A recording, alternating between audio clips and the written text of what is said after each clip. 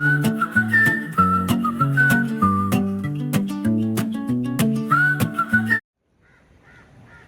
morning, it's John again.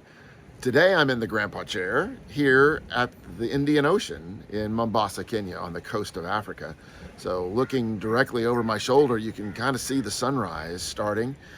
It's getting bright over in the east, and that's going to give us another beautiful warm day here in Mombasa. It is hot in Mombasa, I will guarantee you that. It's got a lot of humidity because of its location, but it is really a beautiful place and a great place for me today to just be able to sit and talk with you a little bit.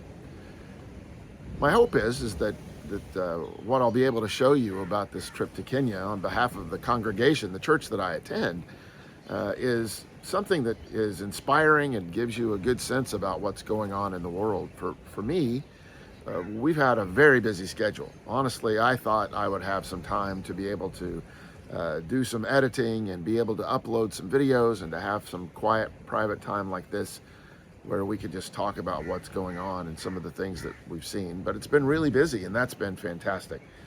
Our friends here in Kenya have kept us busy going from place to place. Once we arrived in Nairobi, we started off the next morning just very active, going out for about a 7-hour drive up to the Lake Victoria area. So it was a great visit, a great opportunity to go see what was going on in churches and schools all the way along that drive. We came back to Nairobi. And then we had another full day of traveling to the western part of Kenya and saw so many churches and met so many people, including getting to reconnect with an old friend, someone who's visited us in the United States and who we've been to their house a number of times in Kenya. It's just so good to be able to come and reflect for a few minutes as the sun rises on a Sunday morning here, to be able to think about what it is that we've seen and what that really means. The relationships that Kenyans have with one another are very different, it seems to me, than what we have in the United States. It's not a criticism of the United States at all. It's not saying that Kenya is doing it better, but it is different.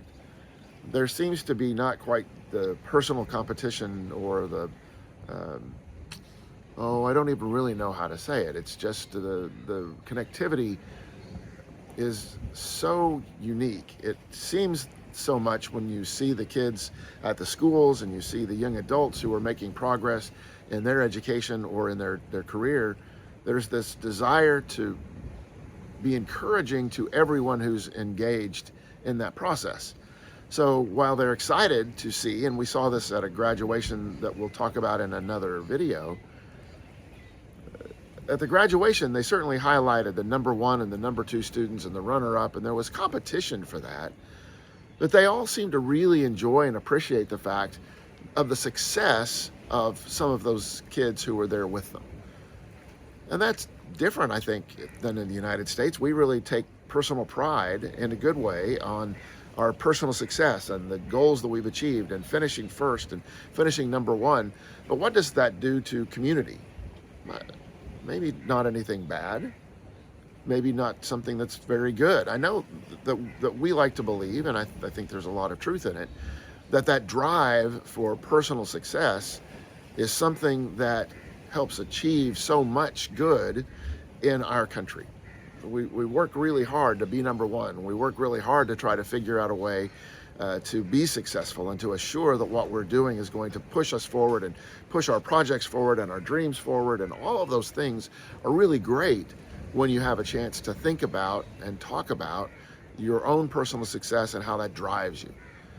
But here there is almost more of a communal success, and so you see students cheering on those who are already starting to succeed. You see it in some cases with the runners. You know, Kenyan runners are among the very best in the world, and they cheer each other on and work with each other to assure that they're each doing the very best that they can, regardless of who ends up winning the race.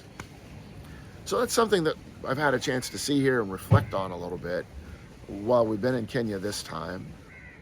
And it's not something that's to be overlooked. I don't really know quite what the words are to tell you, but when you see it, especially among the young people, when you see it, it is so encouraging to see how excited, genuinely excited they are to see the successes of their peers. And I think that leads to a different kind of friendship. There's not that jealousy that we see, or at least in my limited experience here, my limited time here. I'm not trying to say I understand anything about the Kenyan culture. Please understand that. But from what I can see and from what I think I understand, the friendships seem to be somehow tighter and different and more long-lasting, where you see these younger people who are working alongside each other. And I like that. I see that now in the older people here too. And as I become one of those older people, as I become a grandpa, to sit in the grandpa chair, it's something that I think is really encouraging and is something that I hope for as I continue to grow older for the whatever days I have left, and hopefully it's a long, long time. But it's really neat to be able to see how that has developed for them over the years. As the sun rises back here behind me and the sky is getting brighter and brighter, I was hoping for a really bright golden sunrise to be able to show you coming up over the Indian Ocean. That's such a cool thing to see. But that's not what I got today. Today I got clouds, maybe some cool colors as the light starts to shine through the clouds and shine up over the ocean. But really, that's what happens to us a lot of the time, isn't it? We think we're going to have great friendships. Sometimes those work, sometimes they don't. You think you're going to get great sunrises. Sometimes that works, sometimes it doesn't. You think you've got a really great idea for something, and sometimes that's a good idea, and sometimes it just stinks. Sometimes you think, wow, I'd really like to cook that dish, and it just turns out awful. But that doesn't mean that you give up. So on a Sunday morning from Mombasa, Kenya, I hope what you'll take away from this little chat that we have here at the Grandpa Chair on the Indian Ocean is that the relationships, the friendships, the work relationship that you have, the things that you're trying to accomplish, everything that you hope for, just because it doesn't turn out that way, exactly the way that you think about it, don't give up. Don't think that it's the worst thing in the world. Don't think that somehow it's a failure or you're a failure because all of the things didn't fall into place for it to work. Instead, enjoy what you have behind you or what you have still in front of you.